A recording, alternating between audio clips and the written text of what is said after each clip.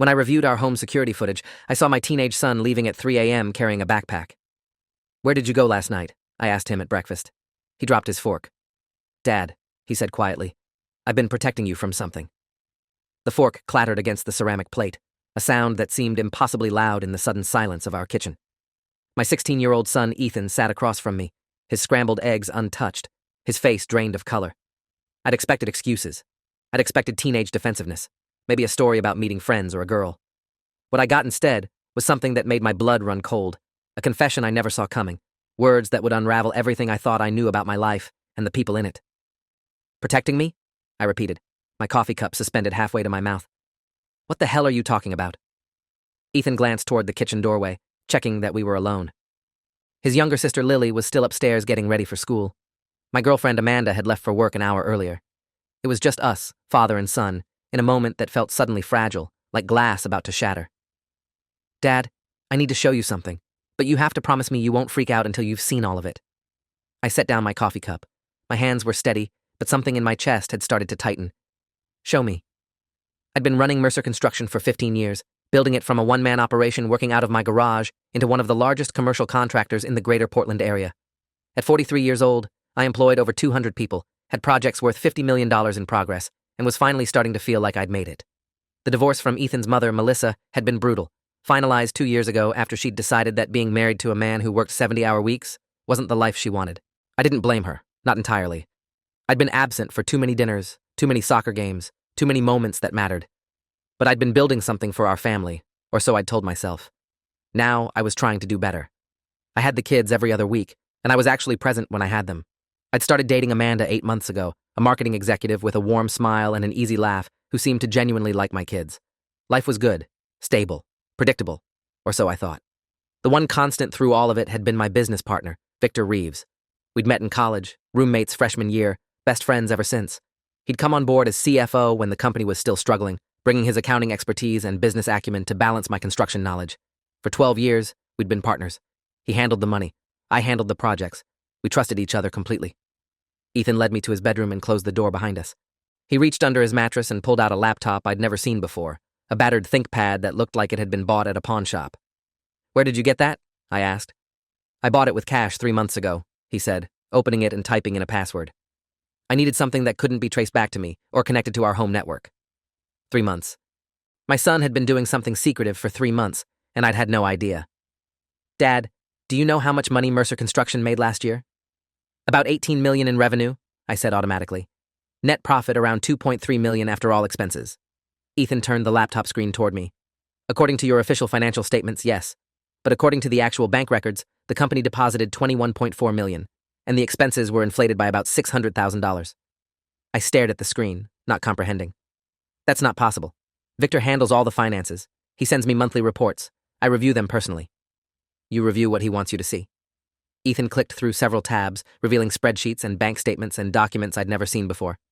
"Dad, Victor has been embezzling from the company for at least 4 years. And that's not even the worst part. The worst part." Those 3 words hung in the air between us, heavy with implications I couldn't yet grasp. My 16-year-old son, who I thought was sneaking out to meet friends or engage in typical teenage rebellion, had apparently been conducting forensic accounting investigations into my business. "How do you know this?" I managed. "How did you even get access to these records?" The story Ethan told me over the next hour was both impressive and terrifying. It had started innocently enough, with a school project on business ethics. Ethan had decided to use Mercer Construction as his case study, and I'd been proud enough to give him access to our public financial statements. But Ethan had always been curious, meticulous, the kind of kid who took things apart just to see how they worked. When the numbers in the annual reports didn't quite add up to what he knew about our project values, he'd started digging. He'd used his access to the company's server to look at internal documents, found discrepancies between invoices and actual payments, noticed that certain vendor accounts were receiving regular payments for services that seemed to have no corresponding work orders. "I thought maybe I was wrong," Ethan said. "I'm 16. What do I know about corporate accounting, right? So I reached out to someone who could help me understand what I was seeing." He pulled up an email thread on the laptop. The recipient was someone named Dr. Patricia Yang, CPA, CFE, forensic accounting specialist with 18 years of experience. "You contacted a forensic accountant?" I asked, incredulous. "I found her online. She does pro bono consultations for whistleblowers. I told her I was concerned about financial irregularities at a family business and asked if she could review some documents anonymously." The email thread was extensive, spanning nearly 2 months. Dr. Yang had walked my son through basic forensic accounting principles, helped him identify red flags, taught him what to look for, and how to document it properly.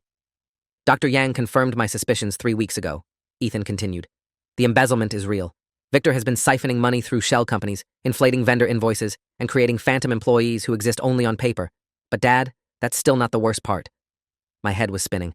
The man I'd trusted with everything, my finances, my business, my family's future, had been stealing from me for years. How much had he taken?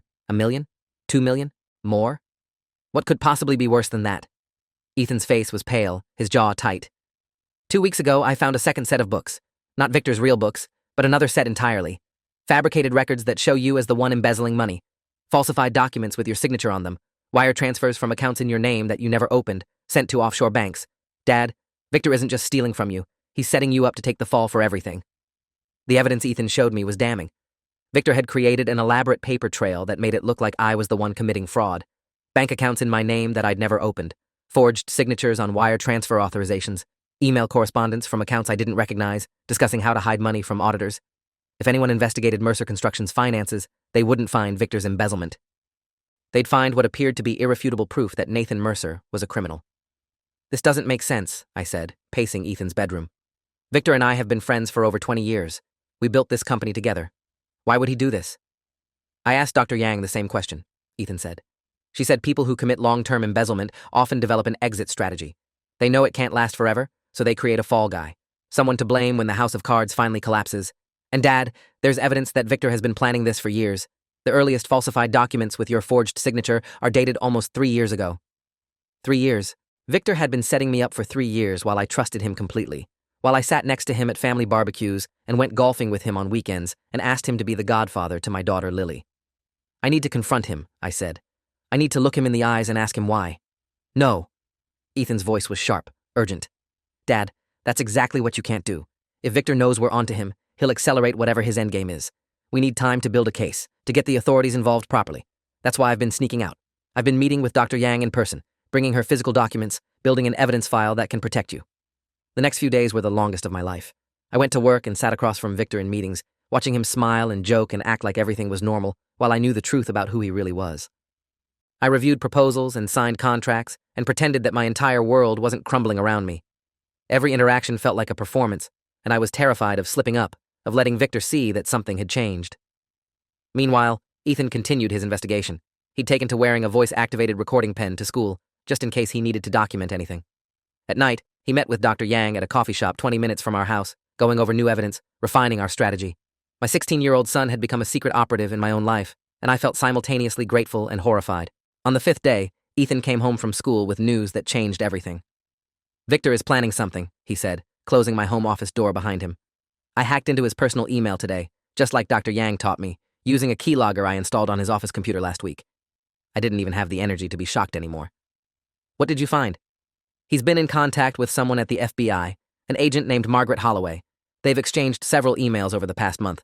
Victor is positioning himself as a whistleblower, preparing to turn you in for the embezzlement he committed. Special Agent Margaret Holloway, 18 years in white-collar crime investigation, was exactly as intimidating as her credentials suggested. She was in her late 40s with sharp gray eyes and a poker face that gave away nothing. Dr. Yang had reached out to her through official channels, presenting the evidence Ethan had gathered and requesting a meeting to discuss a potential fraud case that was more complicated than it appeared. The meeting took place at a neutral location, a conference room at Dr. Yang's office downtown. Ethan insisted on being there, and I didn't have the heart to argue. He'd earned the right to see this through. Agent Holloway listened to our presentation without interrupting, her expression unreadable as Dr. Yang walked her through the evidence. The embezzlement scheme, the falsified documents, the clear pattern of someone setting me up as a patsy. When we finished, she sat in silence for a long moment, then looked directly at Ethan. You gathered all of this yourself? At 16 years old? Ethan nodded. I had help from Dr. Yang, but yes, most of the initial investigation was mine. That's either incredibly impressive or incredibly reckless. Possibly both. She turned to me. Mr. Mercer, I'm going to be direct with you. Victor Reeves did contact my office 3 weeks ago. He presented what appeared to be compelling evidence of embezzlement at Mercer Construction, with you as the primary suspect. Based on his information, my office was preparing to open a formal investigation. My stomach dropped. So you already think I'm guilty? I thought the evidence was concerning, Agent Holloway corrected. But something about Reeves's presentation bothered me. He was too polished, too prepared. Most legitimate whistleblowers are nervous, conflicted. Reeves seemed almost eager. I decided to wait before moving forward. Do some additional background research. She opened a folder she'd brought with her. That background research turned up some interesting information. Victor Reeves has a history of financial problems that predate his partnership with you. Gambling debts, a failed business venture in his 20s that ended in bankruptcy. His credit score when he joined your company was below 600. None of this proves anything, but it suggested he might have motive for embezzlement that he was trying to hide. So what happens now?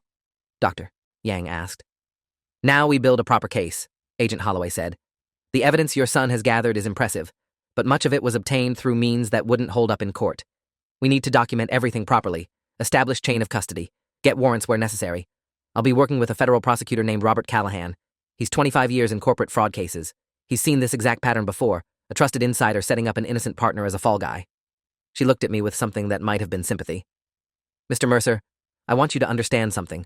If your son hadn't noticed those discrepancies and started investigating, you would likely be facing federal charges right now. The evidence Victor Reeves manufactured against you was good. Very good. A jury might well have believed it. Ethan's investigation didn't just uncover the truth. It probably saved you from prison. The next 2 weeks were a carefully choreographed operation. Agent Holloway and her team worked to gather evidence through proper legal channels, obtaining warrants for Victor's financial records, his personal accounts, the shell companies he'd created.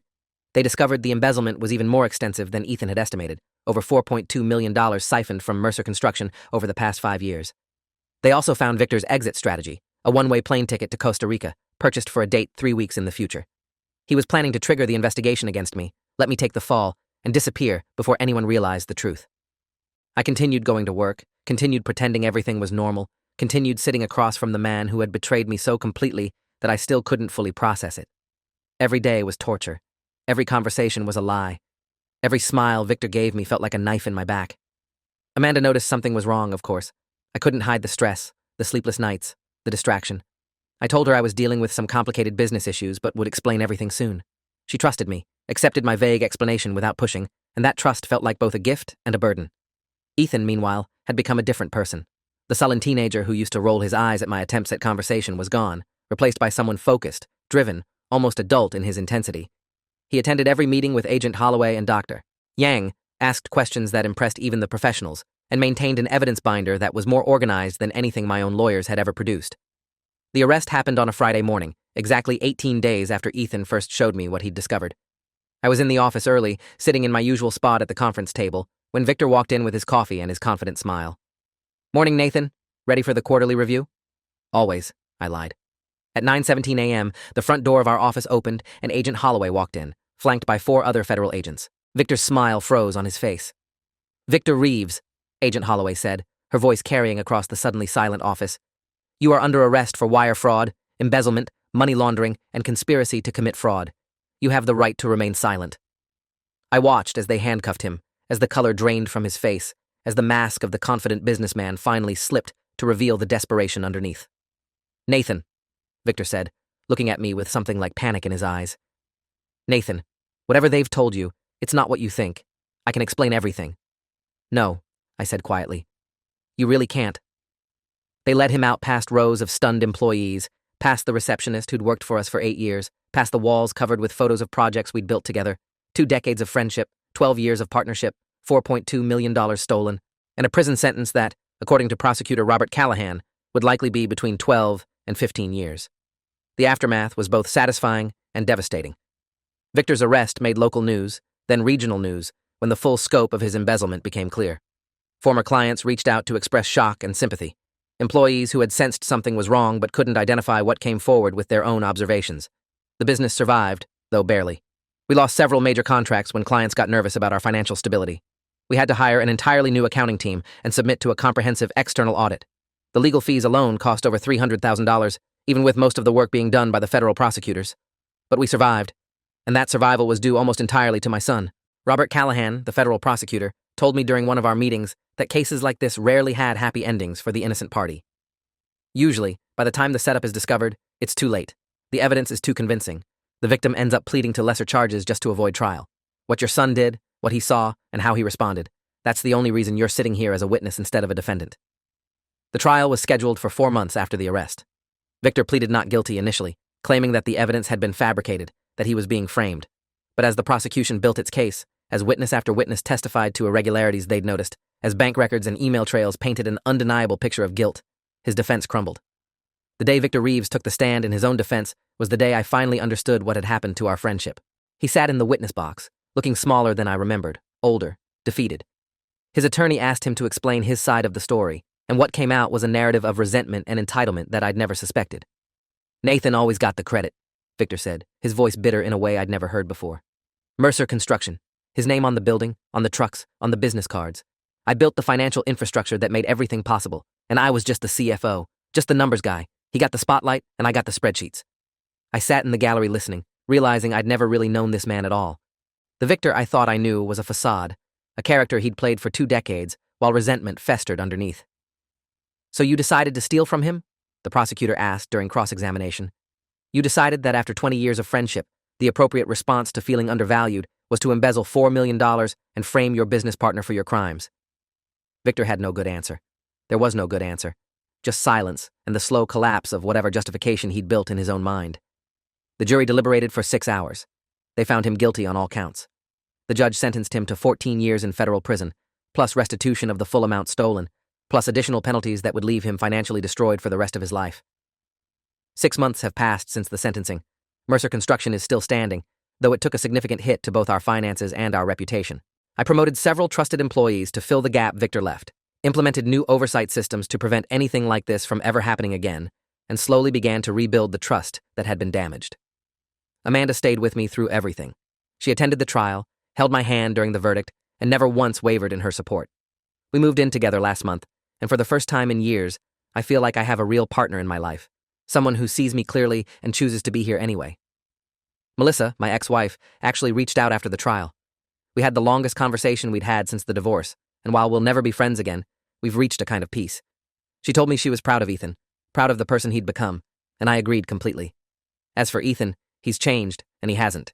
He's still the same quiet, observant kid he's always been. Still takes things apart to see how they work. Still asks questions that catch adults off guard. But there's a confidence in him now that wasn't there before, a knowledge of his own capabilities that comes from having been tested and emerging stronger. He started talking about studying forensic accounting in college. Dr. Yang has offered to mentor him, says he has a natural talent for seeing patterns that others miss. Last week, I found Ethan in the kitchen at 3 a.m., not sneaking out this time, but sitting at the table with a cup of tea, just thinking. I sat down across from him, the same position we'd been in 6 months earlier when he'd dropped his fork and told me he'd been protecting me from something. "Can't sleep?" I asked. He shrugged. "Just thinking about how different things could have been. If I hadn't noticed those numbers for my school project. If I'd just dismissed it as my own mistake instead of investigating. You'd be in prison right now, Dad. And Victor would be in Costa Rica, living off money he stole from you." "But that's not what happened," I said. "Because you paid attention. Because you trusted your instincts. Because you did something about it." Ethan looked at me with those serious eyes, older than his 16 years. "I keep thinking about all the people who don't have someone paying attention. All the people who get set up like you did, but nobody notices in time. Is that why you want to study forensic accounting?" He nodded slowly. "I want to be the person who notices.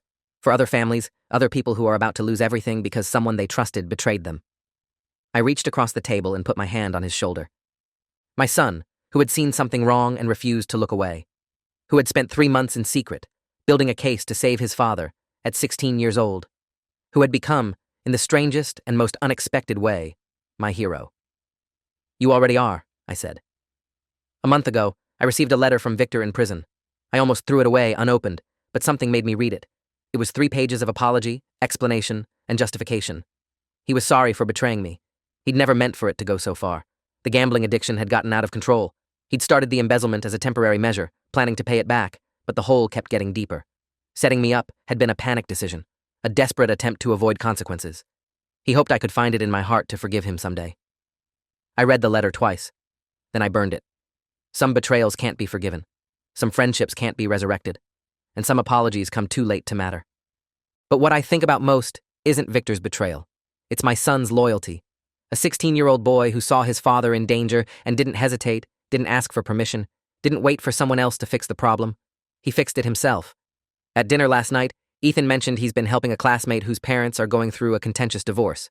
The classmate suspected her father was hiding assets, and Ethan had walked her through how to find evidence of hidden bank accounts. "You're building quite a reputation," I told him. "The kid who catches financial criminals." He smiled, actually smiled, something he doesn't do nearly often enough. Someone has to pay attention, he said. Someone has to notice when things don't add up. I looked at my son, this remarkable person I'd somehow helped create, and I felt something I hadn't felt in a long time. Hope. Not just for my own future, but for a world that has people like Ethan in it. People who see injustice and refuse to accept it. People who protect the ones they love, even when no one asks them to. Even when it means putting themselves at risk. Victor Reeves thought he could destroy my life. Thought he could steal my money, frame me for his crimes, and disappear into the sunset while I rotted in prison. He underestimated one crucial thing. My son. My quiet, observant, brilliant son, who noticed that the numbers didn't add up. Who spent 3 months building a case to save me. Who walked into breakfast 6 months ago and said the words that changed everything. Dad, I've been protecting you from something. He had been. More than I ever knew. More than I ever deserved. And because of him, I'm sitting in my own kitchen writing this, instead of sitting in a federal prison cell wondering what went wrong. Victor is serving 14 years. The money has been mostly recovered. The business is slowly rebuilding. And my son, my 16-year-old son, has a future in front of him brighter than anything I could have imagined. If you made it this far, hit like. You've earned it.